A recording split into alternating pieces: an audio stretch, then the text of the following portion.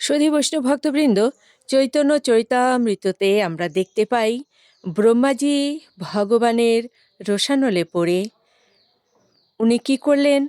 মর্তধামে মনুষ্য হয়ে জন্ম নিলেন। তবে প্রভুর কাছে প্রার্থনা করেছিলেন, প্রভু তোমায় যেন কখনো ভুলে না যাই। সে কারণেই তিনি প্রভুকে মনে রাখতে পেরেছিলেন।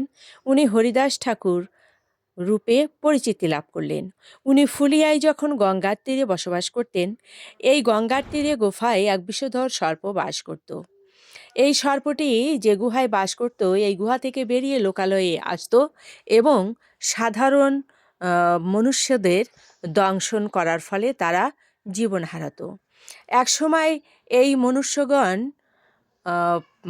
ঠাকুরের কাছে, হরিদাস ঠাকুরের কাছে প্রার্থনা জানালো, ঠাকুর তুমি এই গুফা ছেড়ে চলে যাও, কারণ এই বিষধর সর্প কখন তোমাকে দর্শন করব।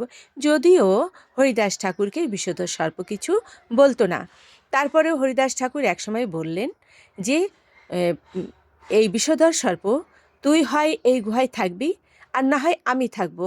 তোকে দেখে সাধারণ লোকজনে ভয় পায় আর সাধারণ মানুষের জীবন তুই নাশ করিস। তুই এই গুফা ছেড়ে বহুদূর চলে যা। এই কথা শোনা মাত্রই ওই বিষধর সর্প কী করলো? সেই গুহা ত্যাগ করে বহুদূর চলে গেল। এখন আর সাধারণ মানুষদের সর্প দংশন করে না। এরা সুখে শান্তিতে এবং নির্বিঘ্নে চলাফেরা করতে লাগলো। সুধী বৈষ্ণব ভক্তবৃন্দ, কথা হলো এটাই যে কৃষ্ণ নামের শক্তি কত। হরিদাস ঠাকুর দিনরাত্রি 24 ঘন্টায় 3 লক্ষ বার নাম জপ করতেন। সেই নামের ফলে ওনার শরীর এবং উনি দিব্য হয়ে গিয়েছিলেন।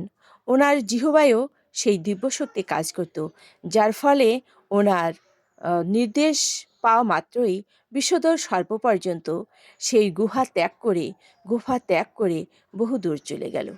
সুধী বৈষ্ণব ভক্তবৃন্দ, এ থেকে আমাদের এই শিক্ষা নেওয়া উচিত যে কৃষ্ণ নাম করতে হবে।